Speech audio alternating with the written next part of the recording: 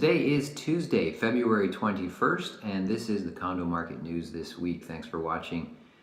Want to jump right into the first article here today, as we have Master Yoda here, special guest, watching the video with us too.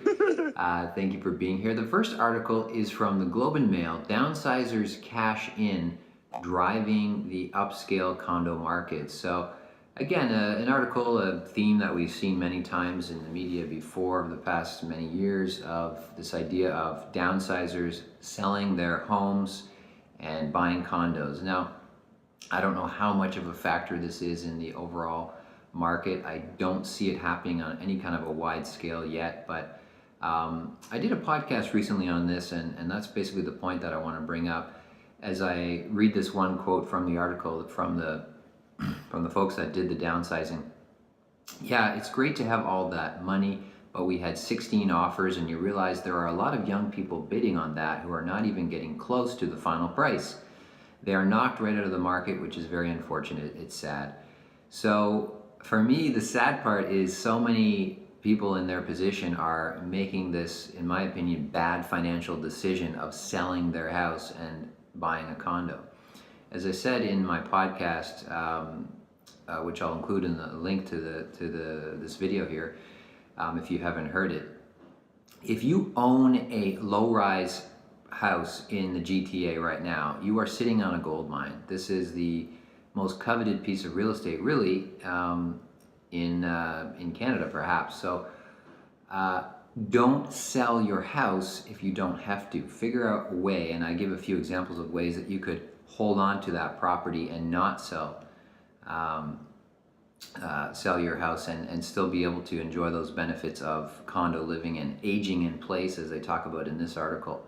So the sad part for me is that these folks in this article have sold their house while it's still rising dramatically in value every month. So why would you sell an asset like that to trade it for a lesser asset when you don't have to?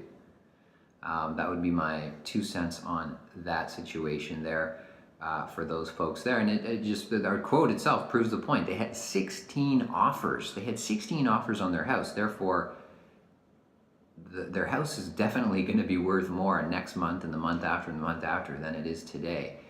This is not a situation where nobody wants to buy your house. Get rid of it.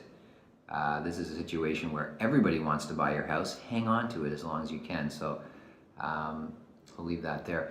The next article is, there's a lot of actually articles about this. I just chose one with the video interview from BNN, and was with the BMO economist Doug Porter, the chief economist of BMO, and he basically came out last week and raised a lot of alarm bells and got a lot of headlines with saying that we are in a housing bubble. This is a bubble. Let's drop the pretense. The Toronto housing market and the many cities surrounding it are in a housing bubble, is what he said. So a few people have asked me about this and my thoughts on it. I'll probably devote an entire podcast to this because it deserves a little bit further analysis and thinking. But the main thing I just want to say here is I don't like the word bubble. Bubble is kind of a silly word because the only way that you know that you're in a bubble is after the bubble has popped and it's over and prices have fallen off. So we may be in a bubble. We never know if you're in a bubble or not until it's already over. To say that you're in a bubble now is a great way to get headlines. It's an interesting conversation to have, but it's sort of a meaningless word until you're looking at it in hindsight. We are certainly in a boom. We are certainly in an unprecedented boom where prices are rising more than they ever have before. And I think everyone can agree that the rate that prices are rising are not healthy at all, and that we don't want this to continue forever because it's just going to have really bad consequences. But to say that we're in our bubble, again, it's impossible to say that without having the bubble pop, and the bubble certainly has not popped. So we'll get more into that, like I said, in a full podcast.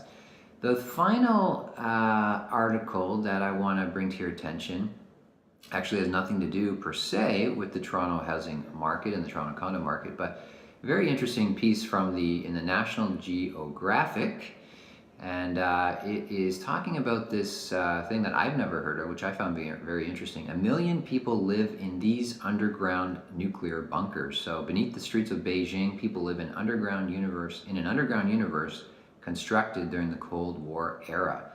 So apparently the article claims that there are up to 1 million people living in these underground bunkers created during the Cold War, roughly 10,000 bunkers underneath the city of Beijing. And people are living down there, and they're paying very cheap rents, $20, $30 a month by the sounds of it, for shared accommodations, a bunk basically in a room, shared bathrooms, shared kitchens, and so on. There's entire businesses and cities and sort of behaving and existing underneath the ground, which is very interesting.